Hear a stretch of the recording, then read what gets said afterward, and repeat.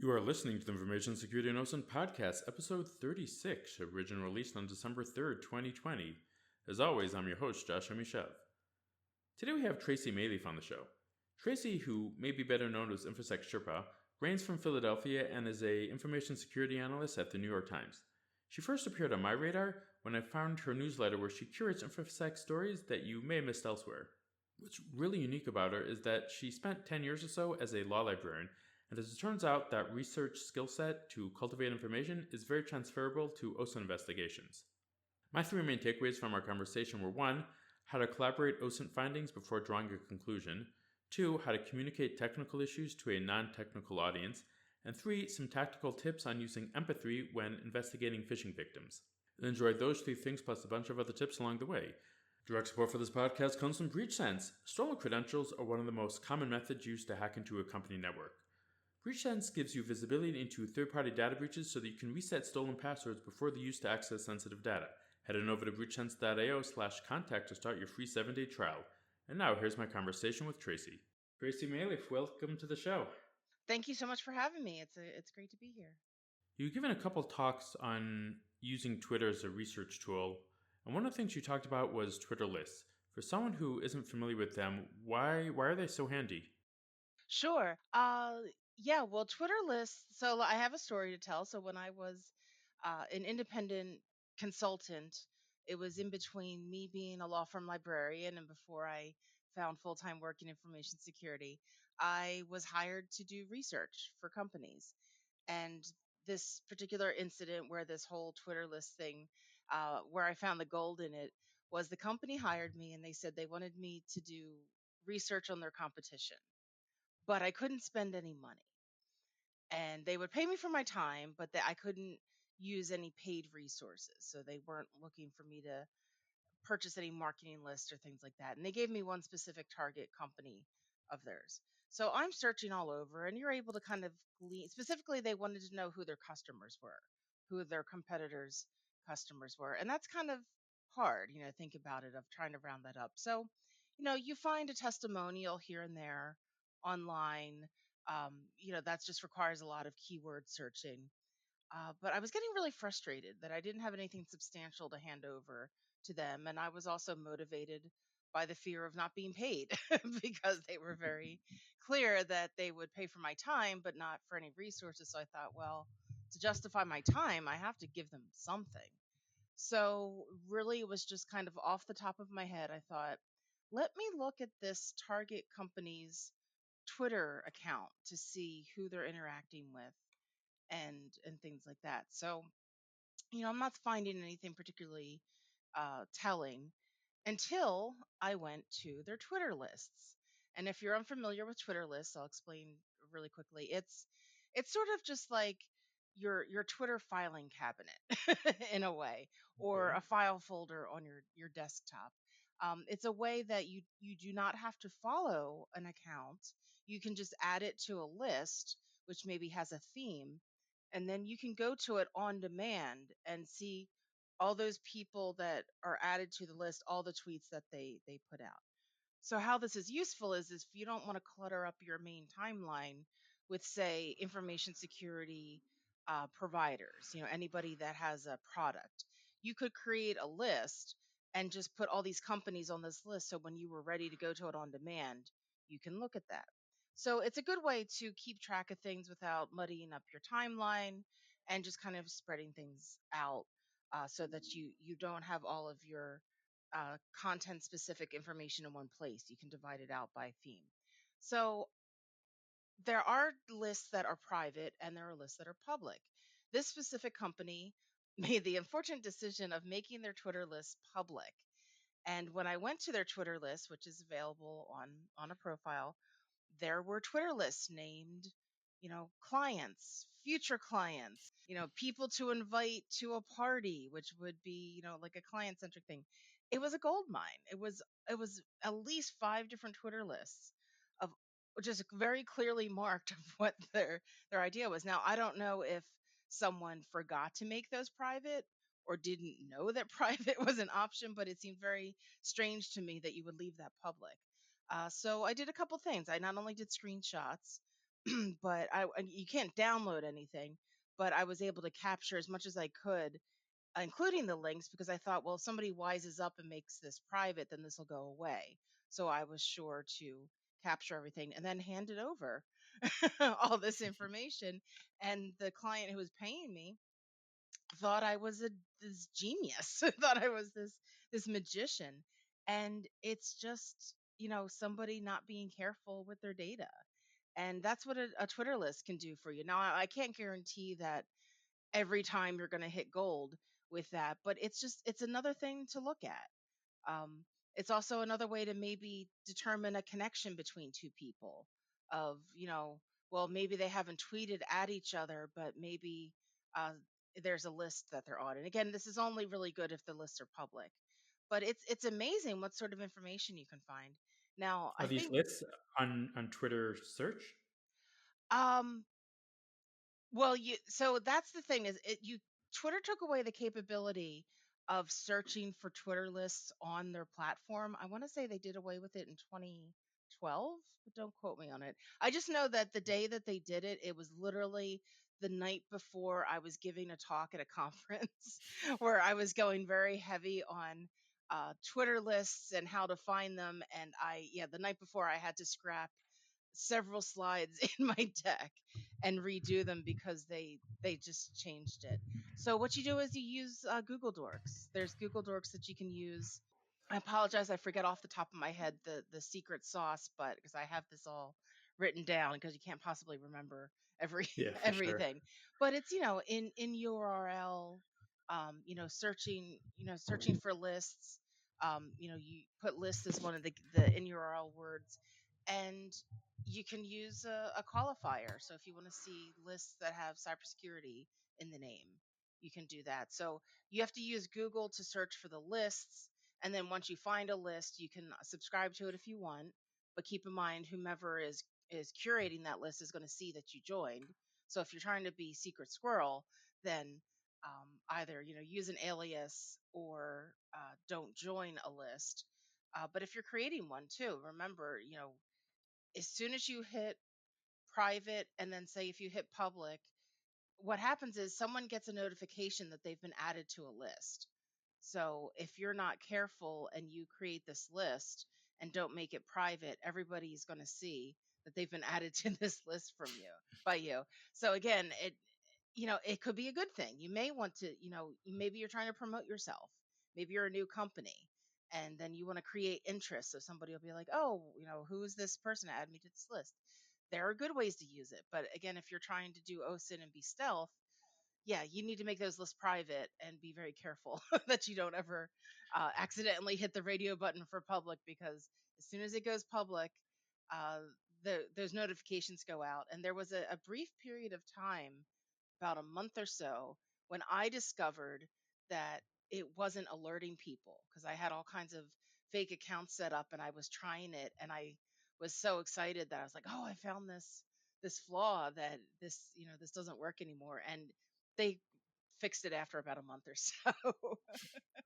So I wasn't that Ouch. clever. But yeah, that's Twitter lists. Like I said, it's just a way to organize information on Twitter.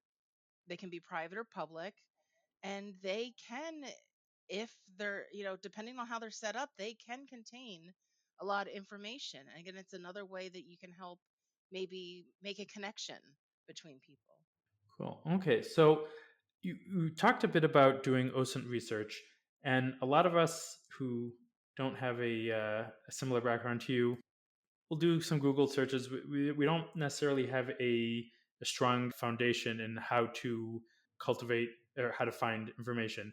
Coming from a library sciences background, how do you approach OSINT differently?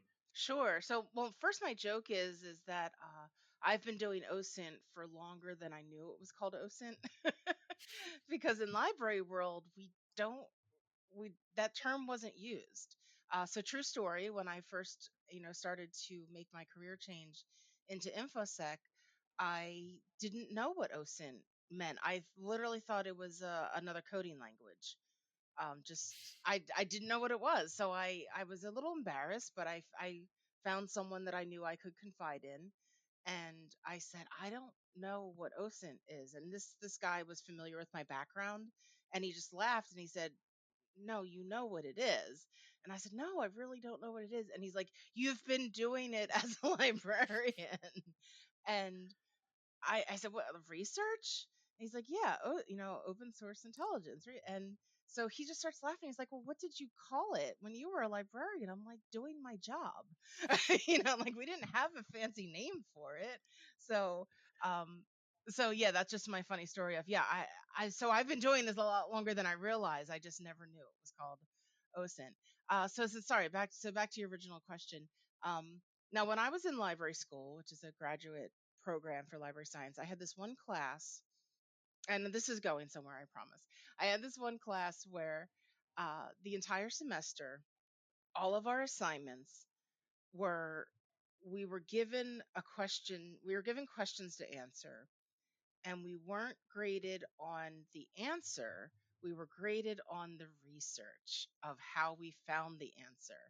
And that ties into your question of, yes, in library school you have training. Like it didn't, the answer was the kind of the least of the credit you'd get.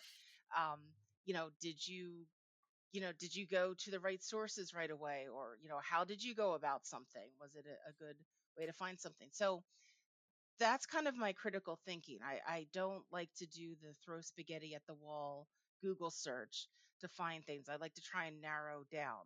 Again, with my law firm library training, time is money. I had billable time. I billed my time in every 6 minutes. So I didn't have time to waste faffing about, Googling, going down rabbit holes, things like that. I had to keep the research very tight, time in mind. So for me, I try to think of the best, most reliable resource to go to.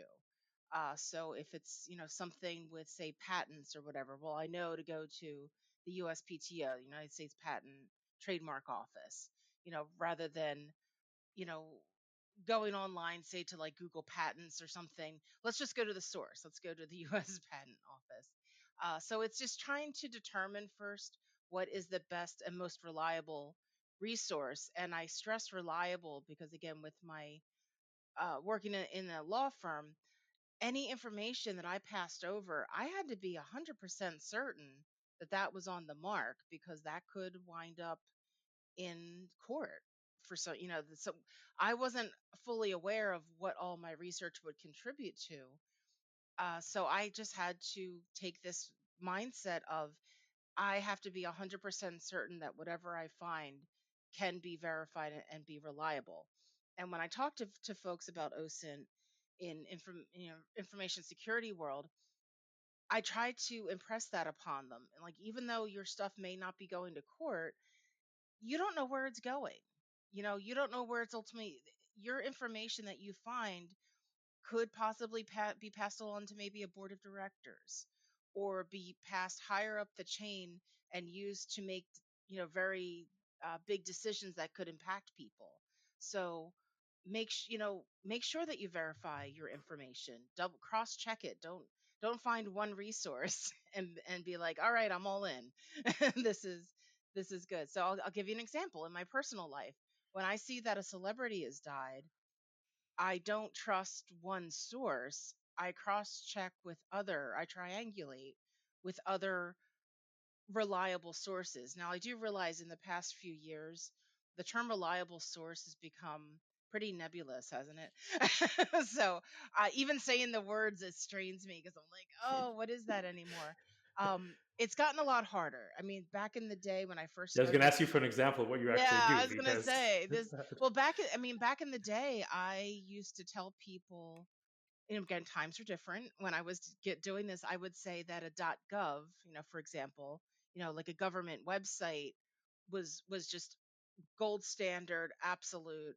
Well, we learned with this last administration that information was being removed, and that's no longer the case. So a lot of us then have to redo our thinking and things like that. So sorry, a question about like a reliable source. Honestly, when it comes to celebrity news, I trust TMZ, for example. So I will, when Kobe Bryant died, I heard I started seeing some things on Twitter, and I went to TMZ and I cross checked with some other resources.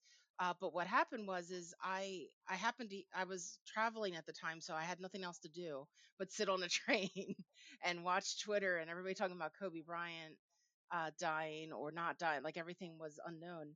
TMZ was so far ahead of other outlets that I didn't believe it was true until I started to see other outlets like CNN, the major networks, the Washington Post, New York Times, until they started chiming on it because all I had was one source.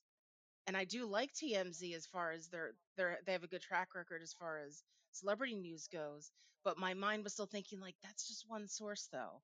I want to see it corroborated elsewhere. So I didn't fully believe it until I started to see it from other sources. So I hope does that answer Yeah, you your know, I would question. assume in a lot of cases, like Twitter is going to be way ahead of the game. Though Yes, yeah. the signal to noise ratio may be off there, you may be getting a lot of misinformation, but you'll start seeing the first signs of an event there. Exactly. I've lost track about how many world events I started to get wind of from Twitter, and even information security events. People will start sharing that they've seen something going on, like WannaCry, for example. That was kind of whispers online first before any news outlets had it. So yeah, Twitter's a really powerful tool, as we have learned the past few years. I know it's so sad though, yeah, because a lot of times when I gave these talks, it was a lot more wholesome. Of you can bet on government sources, .govs. Twitter wasn't as much of a cesspool as it is now. It used to be a lot more wholesome, so it does kind of bring me down that I always have to add qualifiers of, yes, you may see some terrible things on Twitter, but you could also glean some really good information from Yeah, Twitter as especially well. for InfoSec, like new things coming out of InfoSec, it's definitely the place to be. So, what would you say is your secret power? I'd say my secret power in InfoSec uh, would be my people skills, the interpersonal skills, my library skills, basically. Yeah, I would say, actually, I'm going to say my library skills are my secret power. So, because it's a combination of the people, the people side of it, the research side, the understanding and organization of information, knowing that you know you're doing the work for other people to find and understand it. So when you're explaining security rules to people, and I don't necessarily mean training, even just like a one-on-one with someone, you can't speak in jargon because then your audience isn't going to understand. If they're not a technical audience, they're not going to understand. So being very cognizant of, something may make sense, perfect sense to you, but if it doesn't make sense to the people you're telling, then you've just wasted your time. And I think a lot of very technical security people fall into that trap that everything is very clear to them. And then they don't know how to explain that to end users, and then they get very frustrated with the end user. Well, Do you have any tips on how to explain technical oh, issues to sure. non-technical audiences? Yeah, yeah, there's a couple different things. Well, first you need to kind of survey your audience. And I know that's not always possible, but you can do that by throwing some words out there. And back in the olden days, like 9 months ago when we could be in person, it was a lot easier to gauge an audience of what, whether or not they were following along with you. You know, you need to be attuned to body language, and for some people that's very difficult to do. So it is a skill that you can try to learn and grow, but just kind of being aware of what nonverbal feedback you're getting from people to see whether or not they're getting what you're saying. um, explain things with examples. Don't assume is also another one. So here I'll give an example of I was speaking at my local library to a bunch of senior citizens about online security. And I remember trying to explain to them about being careful to click on links because it could take you somewhere else. And my error was assuming that they knew what I meant. So like they did they understood the concept of, okay, well, because what they understood the concept of like, okay, if I click on something, it'll take me somewhere else, but they didn't understand like why. That was the big, or like, well, what do you mean it'll take you somewhere else? This particular crowd was unaware of, hovering over a link, the whole control K, because they were like, well, how does someone do that? They thought it was like this magic or something. So it dawned on me all of a sudden in the middle of my talk. I was like, oh, I'm assuming some knowledge. So I stopped my talk, pulled up a Word document, and just kind of did it on the fly and showed them. I highlighted some text, I controlled K, and I typed in some, nonsense, but then showed them. I'm like, look, it can show one thing but really lead another. And that's where I failed as a presenter, because I just assumed that they were already aware of that. And so you need to pivot like that. So don't assume that people know things, and don't be condescending when you discuss it, when you explain it. So I was very apologetic in that instance. I was like, oh, I'm so sorry, I made an assumption, let's show you real quick. And once I showed them, they got it, they totally understood. And then we could move on with the rest of the conversation. The other thing I recommend is to be mindful of your audience, and what references they might get. So for example, when I was speaking to senior citizens, I would give them terms, but then I would explain it in a non-technical way. So for example, like, social engineering, I talked about, I actually gave the example of three card Monty. Are you familiar with three card Monty? I'm not. Oh, okay. So it's an old timey card game that people would do on the street Oh, with the to, three cards. Okay, I didn't know yeah, it was yeah. called that. Yeah. So Okay. for any listeners who don't know what this is, I mean, I'm sure it's still around. I know it's still around fairly recently, because I witnessed one, which is in a whole other story. But basically, you stand on a street corner, and you have some plants in the audience, around you, and you get someone to guess what card is that you're shuffling. And you have plants who are going to get it right, and it makes it look easy. So then you draw someone in, some, you're it's fishing basically. You're going to draw someone in and basically take all their money. So with this crowd I was talking to, when I was trying to explain social engineering to them, and I just saw like eyes glaze over, I told my story about how I witnessed a three card Monty scam when I was in San Francisco, and they got it. They got that. And then they started throwing out their own, examples of like, oh yeah, when I was a kid, we used to have these guys come, from house to house and try and sell you things, and it was actually an empty box and blah blah. So they got it. They're not stupid. It's just when you throw things like, vishing and smishing and all those terms out there, that's very scary and overwhelming, and people don't want to admit that they don't know something. So rather than like wait for them to try and answer you and maybe make them feel anxious, uh, I'll just start throwing examples out there. And like I said, as soon as I brought up three card Monty, they were like, okay, I totally understand, phishing and social engineering now. They're like, okay, three card Monty is like fishing.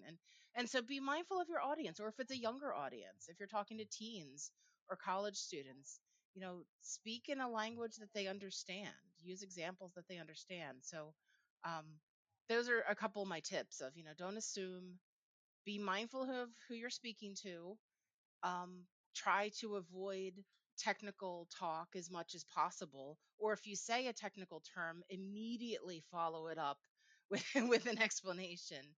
Don't wait for the person to say, I don't know what that means, because how many people are brave enough to admit that they don't know something? And the other thing is, if you're dealing in a work environment, people may be scared that they're going to get fired for clicking on a phishing email. So they're already going to be nervous and upset. So you need to just calm them down. I've had many times I've had to get on the phone with people and say, you're not in trouble, but I just need a little bit more information, to help with this investigation, so that I can help others from doing the same, as you did. Yeah, So that was that. exactly the other topic I wanted to bring up, the interviewing stage, and especially that's a great example. Mhm. How do you get that information out of the people, especially when they're in a situation where they don't want to get in trouble. They there may be consequences, and therefore they don't really have a interest to share all the information. Yeah, yeah, that no, it's a great question. So, yeah, and this may not come natural for everyone. So the plus side is all of these things I'm talking about are skills that you can learn and hone and practice. And it's fine. And just I've been in customer facing jobs like pretty much my entire life. So I've had a lot of practice at this. So I do recognize that what I'm telling people to do is a lot easier for me than it is for others. But please just try it. You can do it. The first example I would say is when you need to speak to someone, start with some sort of praise. If there's any praise you can pull out of the situation, even if it's just thank you for telling us that you clicked on this phishing link and brought this to our attention. Because what? Because think it, and then people might roll their eyes and scoff at that. But think about it. If they didn't bring this particular phishing incident to your attention, you may not ever know about it. Or you may know about it when it's too late, when like 100 people in your organization have clicked on something and have given away all their credentials. So even if someone clicked on what looks like a very obvious phishing link, if they brought it to your attention and admitted that they clicked on it, boom, praise. Thank you for bringing this to our attention. If I can stay on the phone with you for another minute to get some more information, we can help others.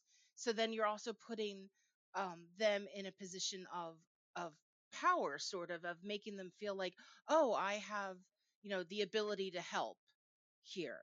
um, and that you're, I mean, in crude terms, you're kind of buttering them up, but that isn't that necessary to get the the information out.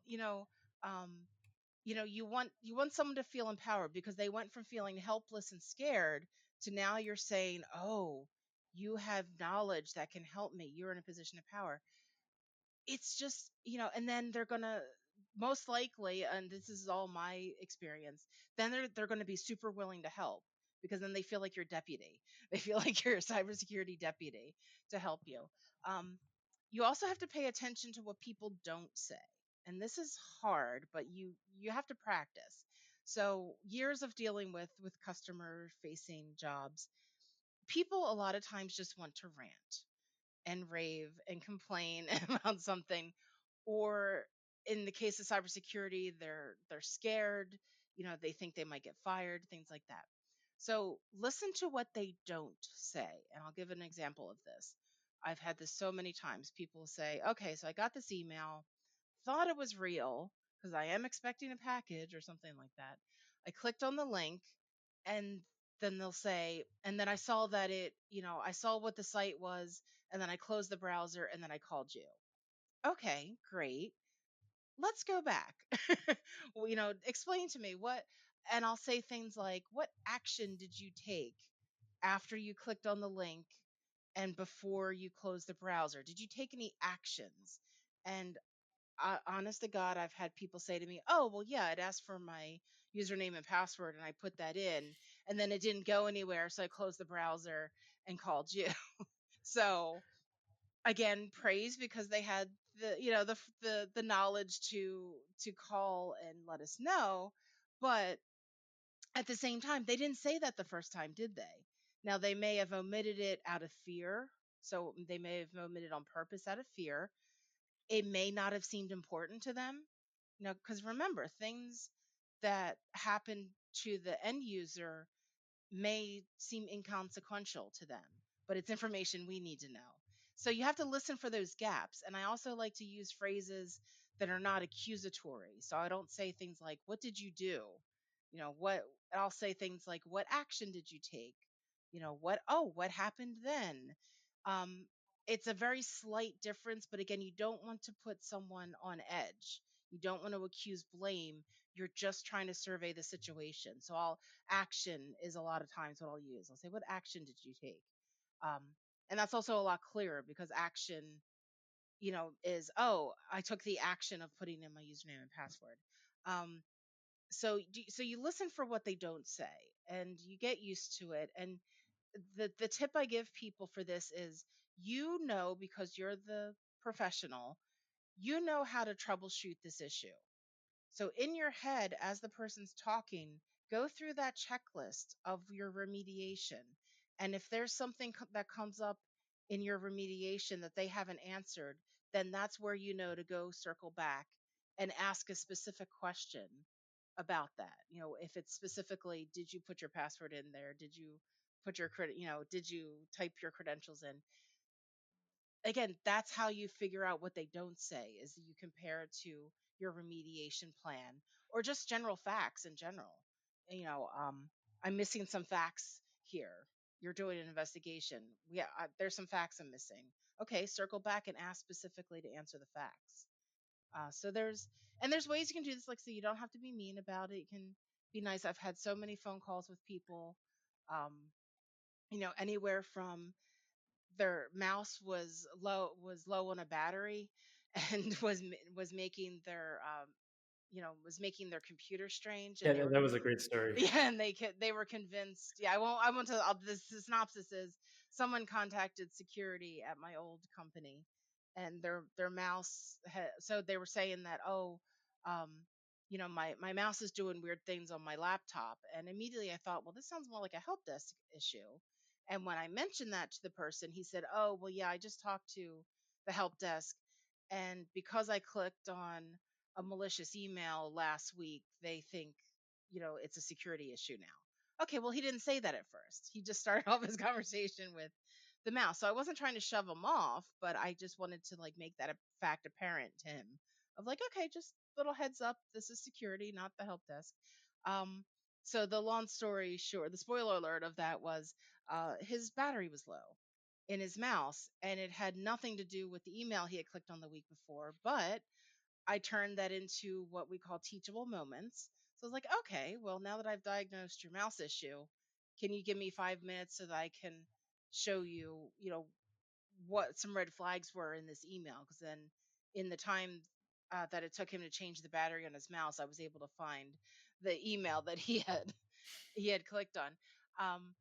So again, I gained the trust of I listened to him. I could have easily, how easy would it have been for me just to cut him off after he said his mouse wasn't working, and like, that's the help desk issue. So like I said, I just reminded him where he was calling, and then he fed me more information. Then I was like, oh, okay, you clicked on a malicious email and now your mouse is weird. Yeah, we might have an issue here. So let's do It's that. very So clever. yeah. I want to ask, what books and blogs do you recommend? Well, of course, like anyone, I love the Michael Bizel books.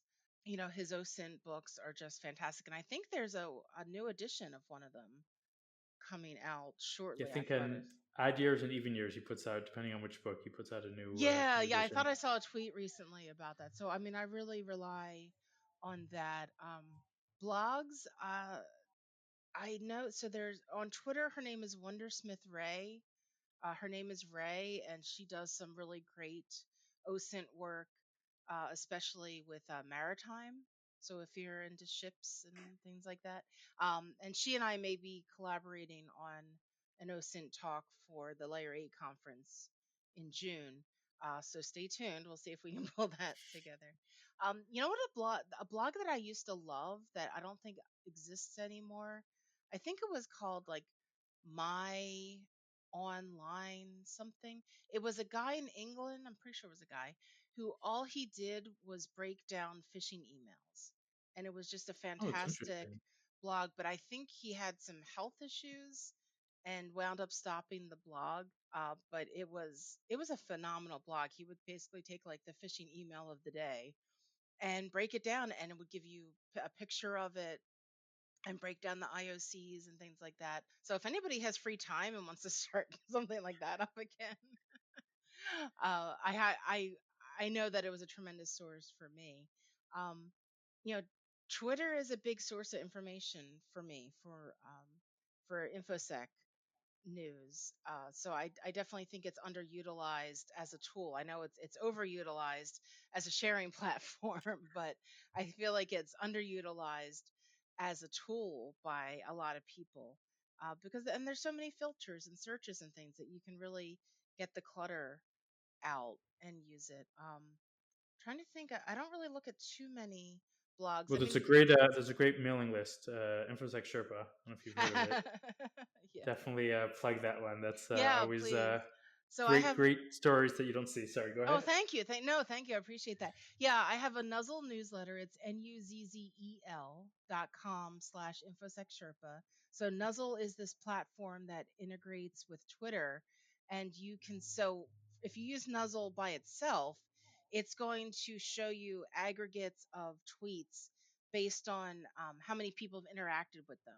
So, for example, if you see an InfoSec item that like 50 people in InfoSec have interacted with, then you want to read that article. So that's a good way to do that. But Nuzzle also has this newsletter feature. So every day, even weekends, I try. So I always call it daily-ish. I try to make it daily. Sometimes I miss a day or two. But what I focus on is I try to find 10 InfoSec or privacy related news items that aren't really necessarily in the headlines, maybe just under the radar. So I'll look at different parts of the world, or I'll look at smaller entities that may not be picked up. So, yeah, I appreciate that feedback. I really do try to provide some alternatives because I know it's so easy to find all the big headlines. But there's a lot of information. I've gotten some amazing positive feedback. Somebody in Greece told me that I had posted an article about something going on in Greece, and he lives there, and said he didn't even know about that. He had to learn from my newsletter that something was going on in Greece. The funniest one was a note I got from a guy who said that he learned of his new boss because of my newsletter, Oh, because the company had put out, and I forget why I included it. There was something about it that I felt was newsworthy. I can't explain my process; it's just in my head. And I've been doing curation like this for so long. I did it so much as a librarian. I can't explain it. I can just look at something. It's the definition of art, you know it when you see it, or is it? Oh no, that was the definition of pornography. Never mind. But as far as stories worthy of my newsletter, I know it when I see it, and I just have a gut feeling. And this one I felt like was a good one. And the guy replied to me and said, "Oh," or he put this tweet out saying, "Thanks to InfoSec Sherpa's newsletter, I learned who my new boss is."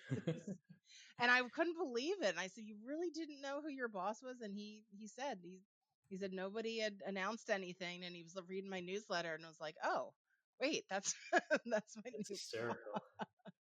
Yeah, All so right. please If subscribe to that. Yep. definitely, yeah, highly recommend that. If people want to follow you online besides for the newsletter, where can they find you? I'm on Twitter at InfoSec Sherpa. I'm on LinkedIn. Um, it's TZ Maleef on LinkedIn, or just search my name. My Facebook and my Instagram are for me. So, um, but the ones that I'm happy to interact with people with are Twitter, LinkedIn, and my newsletter. Okay, is your blog still active? Oh yeah, I do have my yeah. Well, now I'm embarrassed to bring that up. I do have a blog on Medium for OSINT that is woefully out of date. If you just search for InfoSec Sherpa on Medium, you'll find there's still a lot of good information. I just haven't updated it too recently. And if you do like baking, I also have um, advanced persistent treats. So instead of threats, they're treats.